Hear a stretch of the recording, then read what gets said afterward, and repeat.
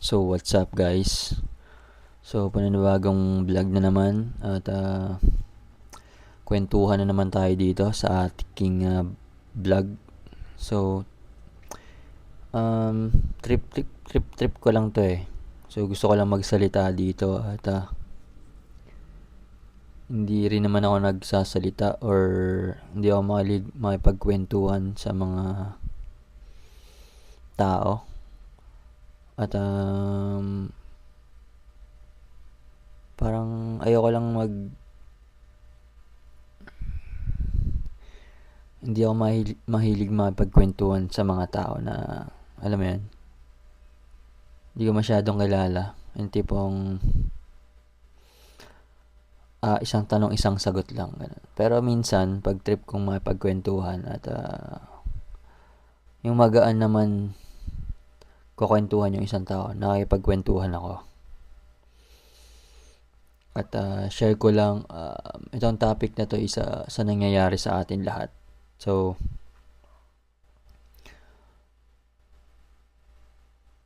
sa atin,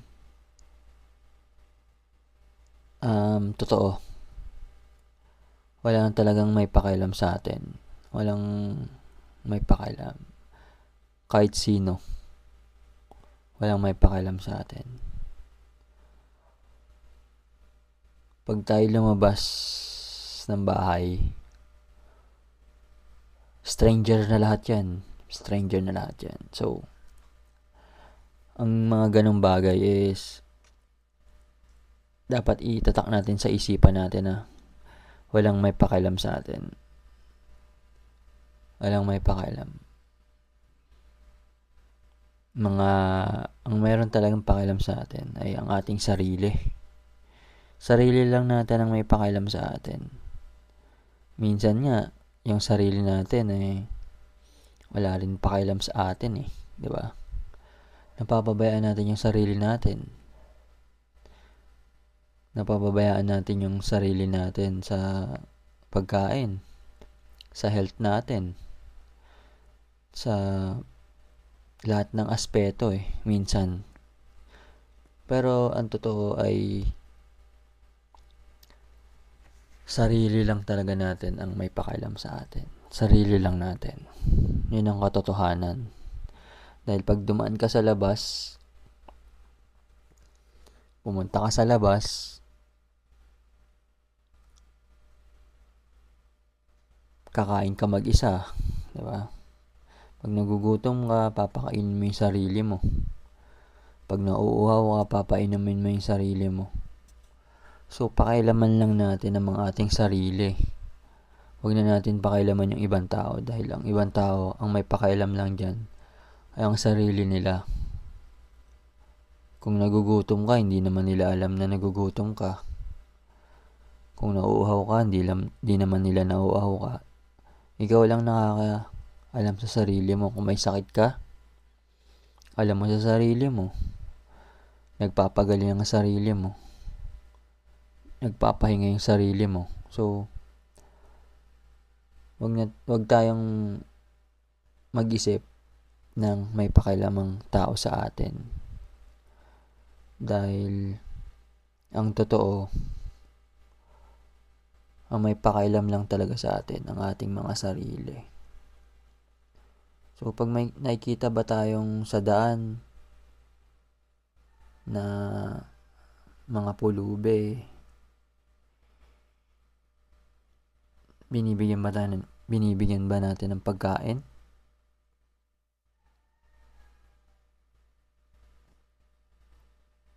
Pag mayroon tayong nakita sa daan na aksidente, tinutulungan ba natin? Ang unang-unang tutulong sa atin ay ang ating mga sarili. Magkaroon ka ng pakialam sa sarili mo. Unahin mo yung sarili mo. Unahin mo yung health mo.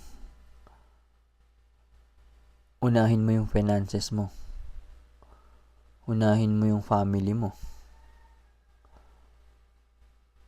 unahin mo yung magbibigay sa'yo ng mga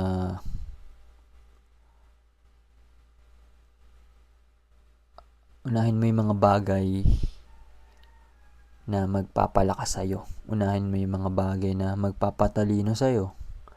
Unahin mo yung sarili mo. Kasi, kapag inunay mong sarili mo,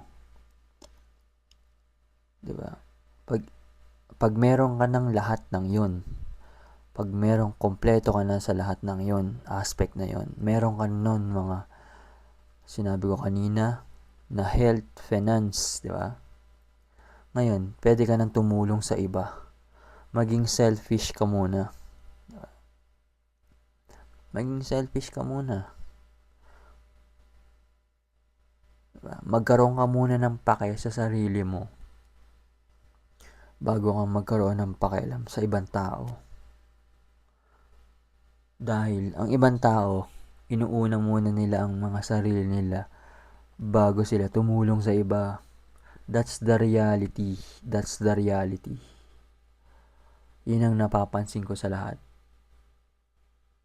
At yun ang dapat nating matutunan, na unahin muna natin ang ating mga sarili bago ang iba. Maging selfish muna tayo, sandali.